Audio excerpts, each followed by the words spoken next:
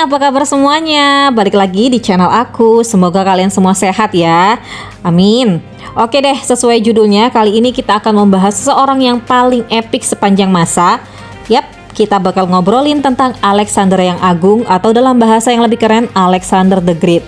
Kalau kalian berpikir di usia 30-an itu adalah waktu buat beresin hidup, coba deh lihat apa yang udah dilakukan Alexander di usia 30.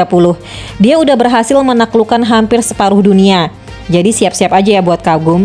Dan hey, sebelum kita mulai, kalau kamu suka video-video kayak gini bisa komen ya. Siapa tahu aku ada inspirasi untuk bahas sesuatu ya yang lebih bagus lagi, lebih bersejarah lagi untuk next konten. Oke deh, balik ke sekitar 356 sebelum Masehi, di kota kecil bernama Pella yang waktu itu jadi ibu kota kerajaan Makedonia. Jadi di sanalah seorang bayi kecil lahir yang akhirnya dikenal sebagai Alexander the Great. Tapi sebelum kita bahas masa depannya yang gemilang, kita harus kenalan dulu dengan keluarga dan lingkungan tempat dia dibesarkan. Ya, kita mulai dari awal banget ya. Jadi Alexander ini dilahirkan sebagai putra dari Raja Philip II dan juga Olympias. Yang kalau boleh jujur, mereka bukan pasangan biasa. Jadi Philip adalah seorang jenderal hebat yang udah berhasil menyatukan Makedonia saat itu, yang merupakan wilayah yang cukup terpencil dibandingkan dengan negara-negara lain seperti Athena dan juga Sparta. Sedangkan Olympias, ibunya, adalah sosok yang sangat ambisius dan percaya bahwa Alexander ditakdirkan untuk hal-hal yang memang besar. Fun fact-nya juga ya, Olympias ini bahkan sering cerita bahwa Alexander ini bukan anak Philip, tapi anak Zeus sendiri. Jadi Zeus itu adalah seorang dewa petir ya, menurut kepercayaan Yunani, yang menyamar jadi ular. Wah, gimana tuh, kebayang gak sih kamu hidup dengan kepercayaan bahwa ayahmu adalah seorang dewa petir? Pasti ini bikin kamu merasa luar biasa ya kan? Tapi Alexander bukan cuma punya cerita keren soal garis keturunannya. Sejak kecil dia juga sudah menunjukkan kecerdasannya yang luar biasa. Bayangin aja di umur belia dia udah belajar dari seorang filsuf besar yaitu Aristoteles. Yang mungkin kita sudah tahu namanya sampai sekarang ya, karena sangat terkenal. Dan dari Aristoteles ini, Alexander gak cuma belajar tentang filsafat, tapi juga sains, logika, seni berbicara di depan umum, dan tentu saja strategi perang. Ini bukan bocah biasa yang cuma main-main dengan pedang kayu di taman ya. Jadi ini adalah anak yang memang dilatih untuk memimpin dunia. Dan jangan lupa juga soal kuda legendaris Alexander, si Bucephalus. Mungkin banyak dari kalian sudah pernah dengar dengan cerita ini ya. Tapi untuk yang belum, here's the deal, oke? Jadi Bucephalus adalah kuda yang dianggap liar dan gak bisa dijinakkan oleh siapapun. Tapi di usia sekitar 12 tahun, Alexander ini menunjukkan bahwa dia bukan cuma jenius dalam hal teori, tapi dia juga paham soal hewan. Dia menyadari bahwa kuda itu takut sama bayangannya sendiri. Jadi apa yang dia lakukan? Dia balik arah kudanya supaya nggak melihat bayangannya, dan boom, Bucephalus tadi menjadi tenang dan Alexander bisa menaikinya. Semua orang yang di istana pun kagum, termasuk ayahnya. Ini jelas menunjukkan kalau Alexander nggak takut menghadapi tantangan bahkan sejak kecil. Oke, sekarang mari kita bahas situasi politik waktu Alexander masih remaja. Philip II, ayah Alexander, bukan hanya seorang jenderal yang hebat, dia juga ahli strategi politik yang luar biasa. Philip ini menghabiskan sebagian besar hidupnya buat memperkuat Makedonia dan juga memperluas wilayah kekuasaannya melalui perang dan pernikahan politik. Setiap kali Makedonia terlibat perang, Philip selalu punya rencana licik untuk memperkuat kekuasaannya. Tapi hidup Philip ini juga penuh dengan konflik internal ya. Di dalam istana ada berbagai intrik politik, terutama antara para bangsawan yang merasa punya hak atas tahta.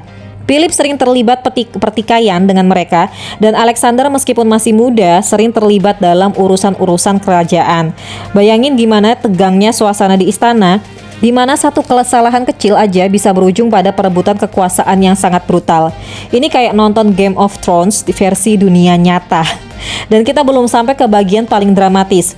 Pada tahun 336 sebelum Masehi, ketika Alexander berusia sekitar 20 tahun, ayahnya dibunuh.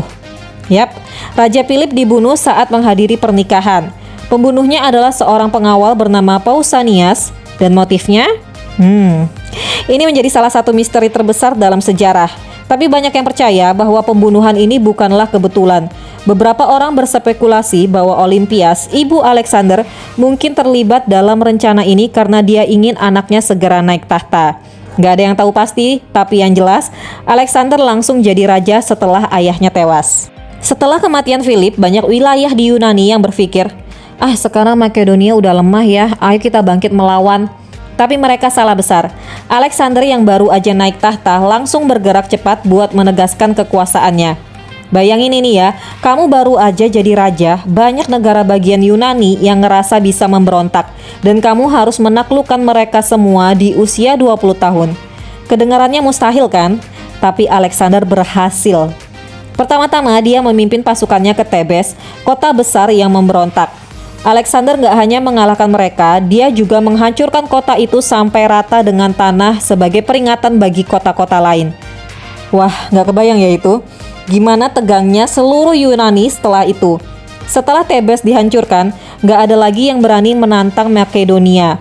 Alexander sekarang jadi pemimpin tak terbantahkan dari Yunani dan seluruh Liga Korintus. Ini baru langkah pertama ya guys. Nah, setelah berhasil menjinakkan Yunani, Alexander mulai fokus pada impiannya yang lebih besar, yaitu menaklukkan Persia. Kenapa Persia? Ya, Kekaisaran Persia pada waktu itu adalah salah satu kekaisaran terbesar dan terkaya di dunia. Bayangin deh kalau Yunani dan Makedonia itu kayak negara bagian kecil yang saling berperang, Persia itu ibarat big boss di ujung permainan. Tapi Alexander nggak takut, dia percaya bahwa dengan taktik dan kecepatan, dia bisa mengalahkan Persia, meskipun Persia punya pasukan yang jauh lebih besar. Tapi sebelum kita mulai ke invasi, kita perlu paham kenapa ini jadi momen penting. Persia bukan cuma musuh biasa, mereka udah punya kekuatan yang sangat besar selama berabad-abad dan mengendalikan wilayah yang luas banget, termasuk Mesir, Asia Kecil, dan sebagian besar Timur Tengah. Jadi ini bukan sekedar invasi ya, ini adalah upaya buat menggulingkan kekaisaran terbesar di dunia pada waktu itu. Sebelum berangkat ke Persia, Alexander mengumpulkan pasukan yang gak cuma terampil tapi juga sangat loyal. Dia tahu bahwa untuk memenangkan pertempuran melawan Persia, dia harus punya pasukan yang siap mati untuknya. Jadi dia mulai dengan menyeberangi Hellespont pada tahun 334 sebelum Masehi, dan di sanalah ekspedisi besarnya dimulai. Jadi pertempuran besar pertama Alexander melawan Persia terjadi di Sungai Granicus. Ini bisa dibilang uji coba pertama Alexander dalam pertempuran besar. Pasukan Persia sudah siap menghadapi invasi ini dan mereka menempatkan pasukan mereka di seberang sungai untuk menghentikan Alexander. Sekarang, kebanyakan jenderal mungkin akan berpikir dua kali ya sebelum menyerang pasukan yang punya posisi lebih tinggi di seberang sungai. Tapi buat Alexander, dia nggak takut guys. Dia langsung nyuruh pasukannya menyeberangi sungai dan menyerang. Ini adalah langkah yang super berani, bahkan sedikit nekat. Tapi apa yang terjadi? Yap, Alexander berhasil memimpin pasukannya melewati sungai dan mengalahkan Persia dalam pertempuran yang spektakuler. Pertempuran Granicus menjadi bukti bahwa Alexander bukan sekedar raja muda yang masih belajar, tapi juga seorang jenderal jenius yang mampu mengalahkan musuh dengan cara yang tak terduga. Setelah kemenangan ini, banyak wilayah Asia Kecil yang langsung menyerah tanpa perlawanan. Mereka tahu bahwa Alexander adalah ancaman nyata, dan mereka nggak mau mengambil resiko. Sekarang kita masuk ke salah satu momen paling epik dalam karir Alexander. Tahun 333 sebelum Masehi, Alexander menghadapi Raja Darius III dari Persia dalam pertempuran Issus. Jadi Darius nggak main-main ya kali ini. Dia membawa pasukan besar yang jauh lebih banyak daripada Alexander. Bayangin deh, Darius kayak datang dengan seluruh kekuatan Persia, sedangkan Alexander cuma punya pasukan kecil dibandingkan dengan itu. Di Issus, Alexander menunjukkan taktik yang luar biasa. Dia nggak cuma mengandalkan kekuatan brute force, tapi juga kecerdikan. Pasukan Persia berusaha mengepung Alexander dari dua sisi, tapi dia dengan cepat mengarahkan serangan langsung ke jantung pasukan Persia. Tujuannya? Yap, Darius itu sendiri. Dan ketika Darius melihat Alexander mendekat dengan pasukan elitnya, dia langsung panik dan melarikan diri dari medan perang. Coba bayangin ya, seorang raja Persia yang paling kuat lari tunggang langgang meninggalkan pertempuran. Itu jelas bikin moral pasukan Persia langsung anjlok dong. Dan Alexander pun menang telak. Setelah Issus, Darius melarikan diri ke pedalaman Persia dan Alexander mulai menggempur wilayah-wilayah kekuasaan Persia satu persatu. Setelah kemenangan di Issus, Alexander nggak langsung mengejar Darius, tapi memutuskan untuk menaklukkan Mesir dulu. Karena ini adalah langkah strategis yang brilian. Mesir adalah salah satu wilayah terkaya di Kekaisaran Persia. Selain itu, Mesir juga punya nilai simbolis yang besar. Menaklukkan Mesir ini berarti dianggap Alexander ini sudah sebagai penguasa dunia kuno. Dan ketika Alexander tiba di Mesir, dia disambut sebagai pembebas. Penduduk Mesir nggak suka ya sama pemerintahan Persia, jadi mereka dengan senang hati menerima Alexander sebagai pemimpin baru mereka. Nah, Alexander bahkan dinobatkan sebagai Fir'aun Mesir dan mendirikan kota Alexandria di delta Sungai Nil. Alexandria nantinya jadi salah satu kota paling penting di dunia kuno, pusat perdagangan, ilmu pengetahuan, dan juga kebudayaan. Wah, nggak main-main kan ya pengaruh Alexander di sini. Sekarang kita sampai pada salah satu pertempuran terbesar dalam sejarah dunia kuno. Itu adalah pertempuran Gaugamela pada tahun 331 sebelum Masehi.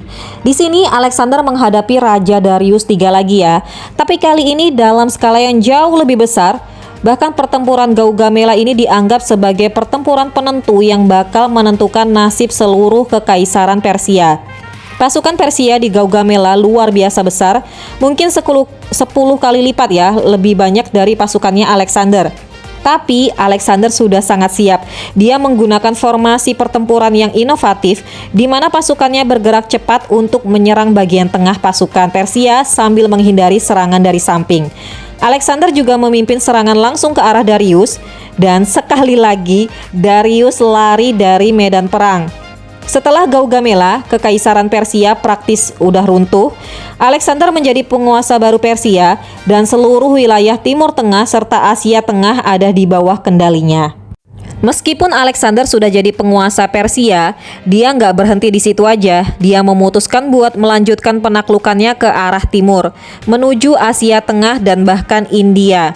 Disinilah Alexander bertemu dengan budaya-budaya yang lebih eksotis dan misterius, serta musuh-musuh yang lebih tangguh. Ekspedisi Alexander ke India adalah salah satu yang paling sulit. Di sana dia menghadapi Raja Porus yang punya pasukan gajah yang luar biasa besar. Bayangin ya, pasukan Alexander yang mungkin pernah lihat kuda, unta, bahkan tank kuno, tapi ini gajah dong. Itu adalah hal yang baru buat mereka. Meskipun begitu, Alexander berhasil memenangkan pertempuran ini juga dan Porus akhirnya tunduk padanya.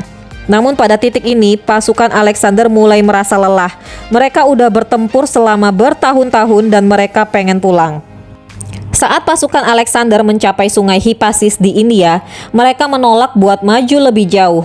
Alexander akhirnya setuju buat kembali ke Babilonia, tapi sebelum dia bisa melanjutkan rencana ambisiusnya untuk menaklukkan Arabia, dia jatuh sakit. Sayangnya, Alexander meninggal mendadak di usia 32 tahun pada tahun 322 sebelum Masehi. Warisan Alexander gak berhenti di situ. Setelah kematiannya, kekaisaran Alexander terpecah menjadi beberapa kerajaan yang diperintah oleh jenderal-jenderalnya, yang dikenal sebagai diadochi. Jadi era baru yang disebut periode Helenistik ini dimulai, di mana kebudayaan Yunani menyebar ke seluruh wilayah yang pernah ditaklukkan oleh Alexander.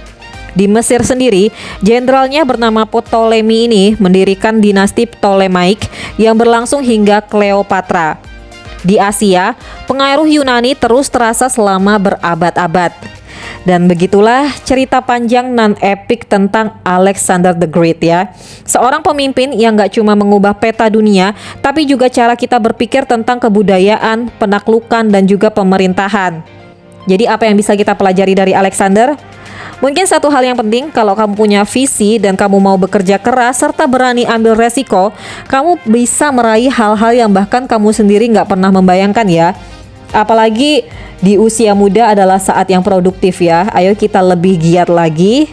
Ini semangat buat aku juga sih setelah melihat keberanian Alexander yang agung alias Alexander the Great ya.